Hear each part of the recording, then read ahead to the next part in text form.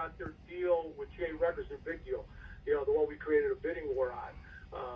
You know, it was the Johnny K demo. Yes. Halo on it. Halo, yep. I remember, we played Halo.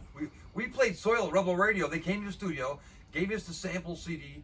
We played it, and they didn't play a show yet. They weren't signed yet. Nothing. That was pretty cool.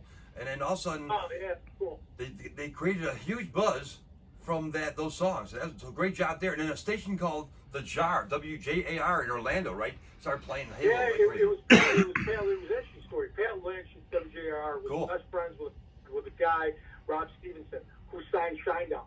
Rob used to be the program director at that station before Pat Lynch, and Rob really wanted to sign the band. We created a big bidding war. There was like 6 major labels that wanted Soil.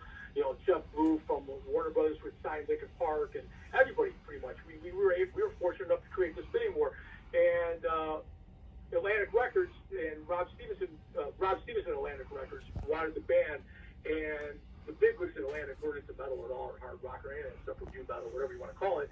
And he goes, hey, what if I get some radio exposure down in Orlando and create a bigger buzz in my label? Maybe that can help. He did, and it helped create even a bigger buzz. But at the end of the day, he never signed the band because his bosses didn't want to sign a metal band. And Wow. we were fortunate that James Diener, at the time, at J Records, and also signed Maroon 5 at that time, loved the band, gave him the biggest recording contract out of any band in the history of Chicago. Wow.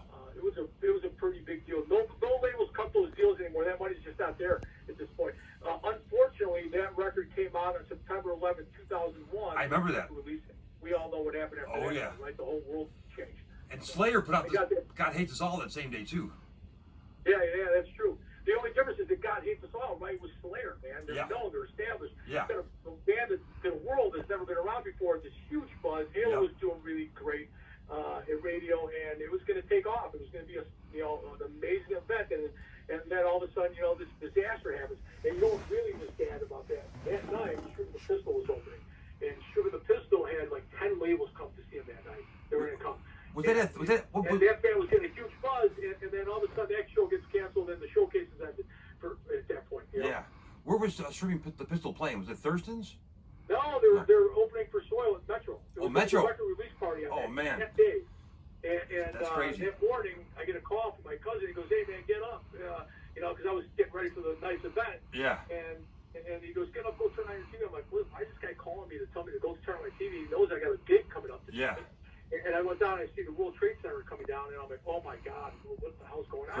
Crazy. And obviously, everything got canceled for the next couple months. And Yeah. the Sugar the Pistol showcase, which they were opening for Soil, went away, and it was going to be an amazing event, for that show to kick off the record, and then an amazing opportunity for Stripping to do a showcase in an amazing crowd at an amazing venue, and it didn't happen.